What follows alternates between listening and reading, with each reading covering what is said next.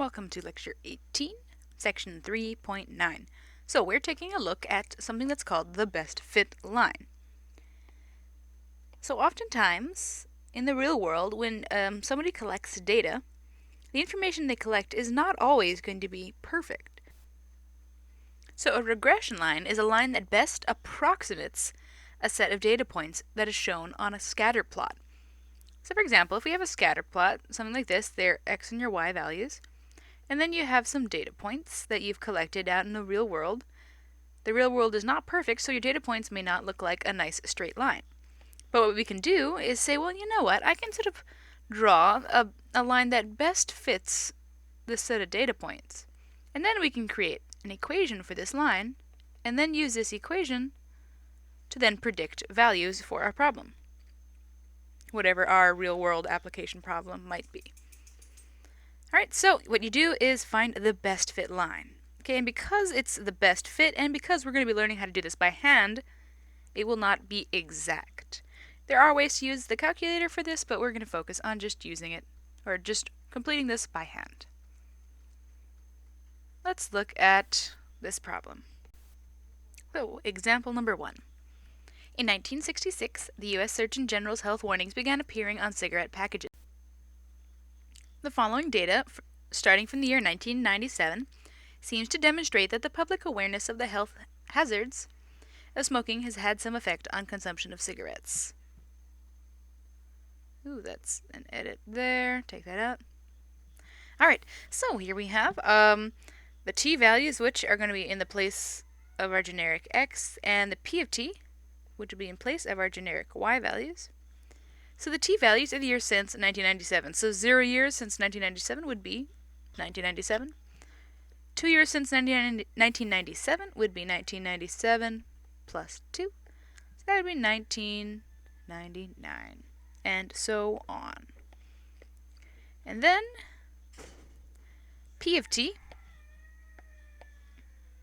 is the total percent, or the percent of the total population 18 and older who smoke. So, in 1997, 24.7% of the population smoked, and then 14 years later, only 19% of the population smoked.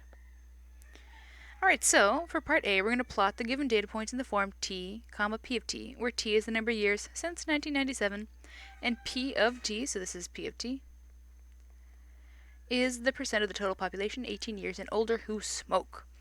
Approximately scale and label the coordinate axis, then draw in a line of best fit. Alright, so let's go ahead and do this. So first I'm going to go ahead and set up my points. So that's point 0, 24.7, and then 2, 23.5, 4, 22.8, 6, 21.6, 8, 20.9. Oops, gonna run out of room here. Let me erase this.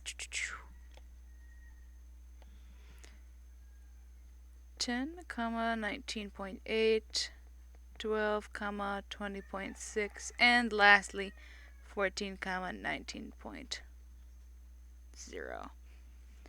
Okay, so looking at this, how should I scale my graph? I'm going to take into account all the different values for my x and for my y. So here's my y's, here's my x's, these, the x values. Remember, x values are t, y values are p of t. So p of t is the percent of total population, 18 and older, who smoke.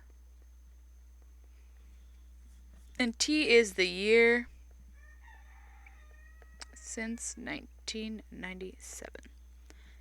So let's look at the t values. Well, the t values range from the smallest being 0 to the largest being 14. So let's go ahead and tick this off. How about by 2's? Since our counting goes by 2's, let's go ahead and do that. Up to 14. So 2, 4, 6, 8, 10, 12, 14.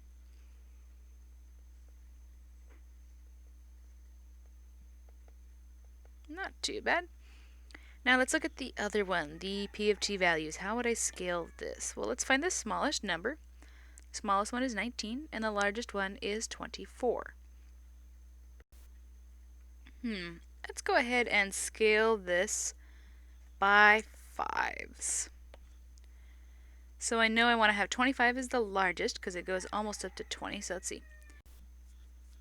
Let's count off by 5s. 5, 10, 15, 20, 25.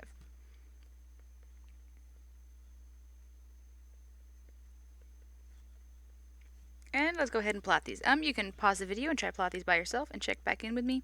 Please make sure to label the points as you plot them. Alright, I'll go ahead and zoom in on this so we can plot this better. Okay, oops, I lost the points though when I did that.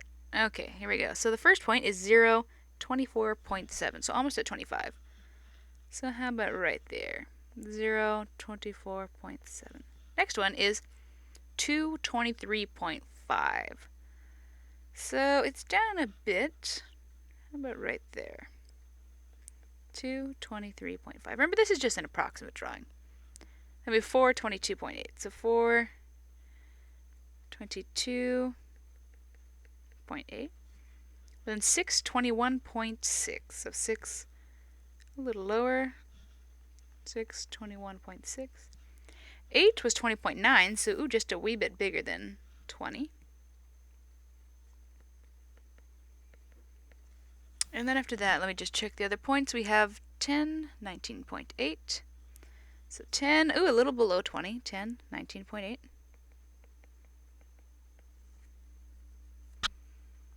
And then 12, 20.6. Oh, it jumped back up a bit. So 12, 20.6.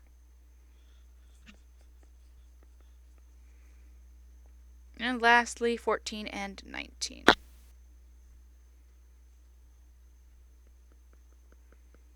Alright, so here we go. We have our points, and they tend to have a downward pattern as the years go by, if you notice. As we read from left to right, so as the years get bigger, the patterns, the dots go down, which is a good sign, because that means that as the years go by, the percent of people who smoke is going down. Alright, so it seems the warning on the packages may have worked. So let's go ahead and draw in the line of best fit. I'm going to approximate it and try to see if I can get a line that is the best average of all these points. Here we go. Let's try this. Okay, that's about as straight of a line as I can get. Remember your arrowheads, please. Arrowheads are important. Line of best fit. There we go. Alright. So notice it doesn't hit all the points. It's not possible for it to do that, but it hits the best average. And this is all just drawn by eye. You can get a better approximate using a calculator, but we're just doing this by eye to get the basic concept. So for B, we want to determine the equation of the regression line that best represents the data. So, I want to write the equation of a line. We have two options for equations of a line, y equals mx plus b, or y minus y1 equals m times x minus x1. These are our two options that we can commonly use for writing the equation of a line. So what I need to fill out this one, I need a slope and my y-intercept. Slope, y-intercept. And this one's also simpler because it's already in perfect form. So best if we can use this one. If we can't, we'll go to the one that always works, which is this one. Now what do I need to fill out? The point slope form. Well, point slope form, I need a point. Oops, wrong tool there. I need a point, and then I need the slope.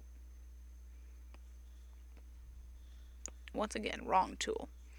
Alright, so I need a point, and then the slope. Well, let's see. Remember, I want to use this equation if I can, because it's simpler. So, do I have a y-intercept from my points up here? The answer is yes, I do have a y-intercept. Lucky day. It is right here. That point right there is my y-intercept. So I'm going to go ahead. Oops, I'll leave that maybe. I'm going to erase my scratch work here.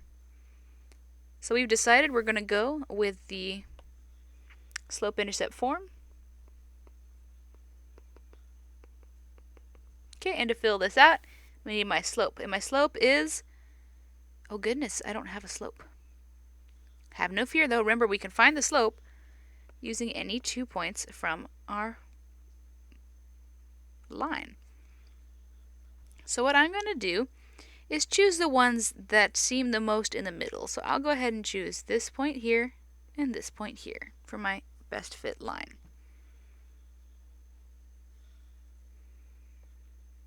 So the points I'm going to use are my y-intercept 0, 24.7 and 14, 19. You could choose other points, but these ones look to be the best in the middle for my best fit line. So I'll go ahead and set this up to find the slope. These can be my sub 1s, and these will be my sub 2s. You can go ahead and try and fill this out and solve this by yourself and check back in with me in a sec.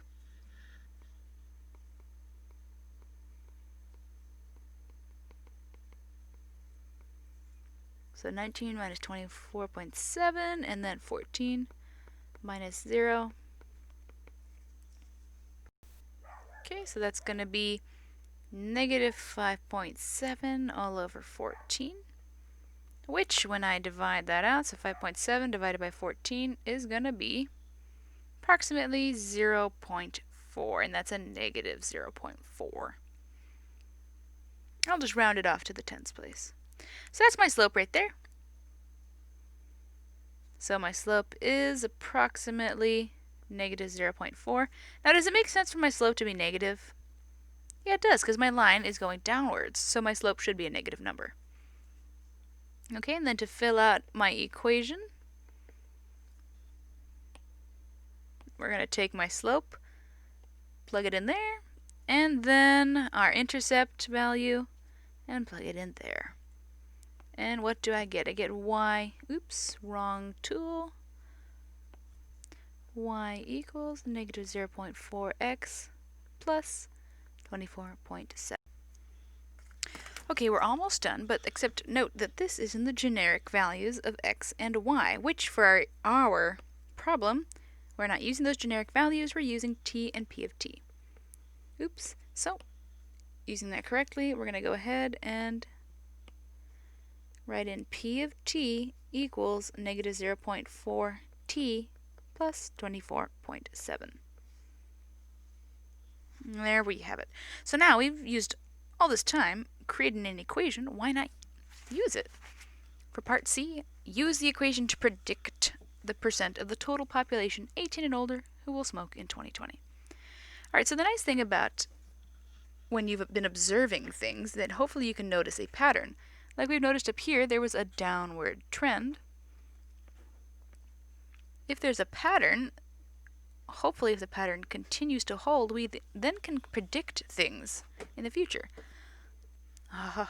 So we're going to try to use our equation here and make a prediction based on what we've seen, the pattern that we have seen.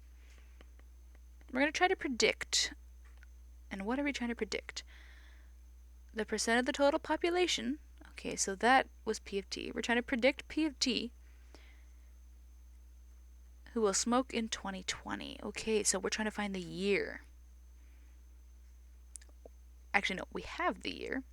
We just now need to figure out what t is. And remember, t is the year since 1997. So to figure that out, we'll take the subtraction, and that's going to be 23. So t is 23. And we want to find P of t.